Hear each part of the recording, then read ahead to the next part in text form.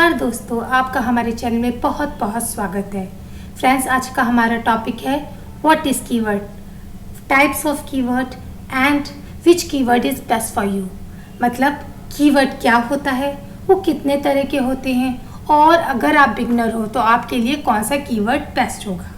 तो friends, without wasting time let's start. Friends, keyword वो word होता है जिस पे आप गूगल पे रैंक करना चाहते हैं। मान लीजिए आपकी मोबाइल रिपेयरिंग शॉप है लखनऊ में और आप चाहते हैं कि कोई बंदा अगर लखनऊ में मोबाइल रिपेयरिंग शॉप ढूंढ रहा है तो आपकी शॉप का नाम उसे दिखाई दे। तो आपका कीवर्ड क्या हो सकता है, mobile repairing shop in Lucknow, या ये हो सकता है mobile repairing shop near me. तो ये ऐसे कीवर्ड हैं कि अगर कोई इन क्वेरीज पे सर्च करेगा गूगल पे तो आपकी शॉप का भी नाम आ सकता है। So I think it will be clear कि कीवर्ड क्या होता है। जो नेक्स्ट चीज़ है वो हम डिस्कस करेंगे आपकी टाइप्स ऑफ कीवर्ड, कितने तरह के कीवर्ड होते हैं। तो फ्रेंड्स, मेनली दो तरह के कीवर्ड होते हैं, एक होता है शॉर्ट टेल कीवर्ड और दूसरा होता है लॉन्ग टेल कीवर्ड।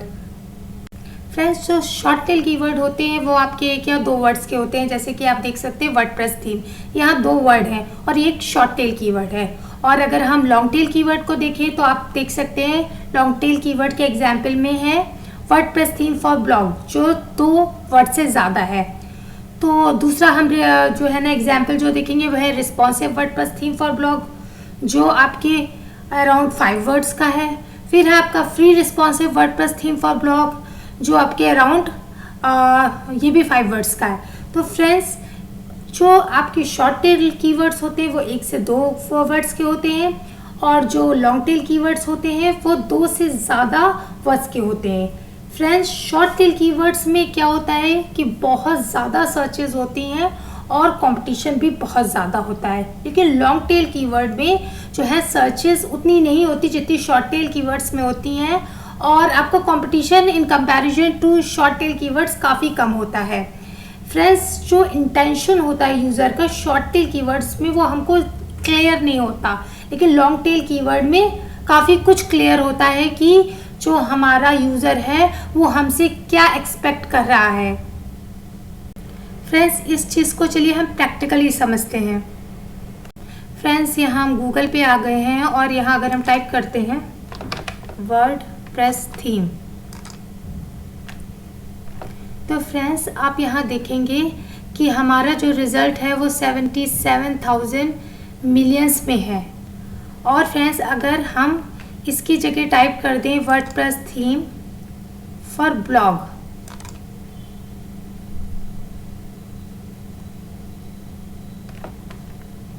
तो आप फ्रेंड्स तुरंत देखिएगा 77 मिलियन से लेके ये 29 मिलियन पर आ गया है। तो काफ़ी कंपटीशन कम हो गया है जब हमने लॉन्ग टेल कीवर्ड यूज़ किया है। हम इस कीवर्ड को लेके और स्पेसिफिक हो सकते हैं, जैसे कि अगर हम यहाँ डालें responsive keyword, responsive WordPress theme for blog, तो फ्रेंड्स ये देखिए और कम हो गया, ये आपका 2 मिलियंस में आ गया।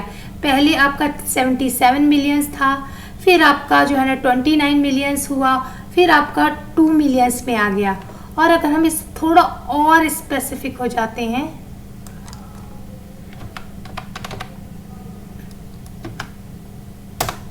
और टाइप करते हैं free responsive WordPress theme for blog, तो आप देखिए ये आपका 1 मिलियन में आ गया।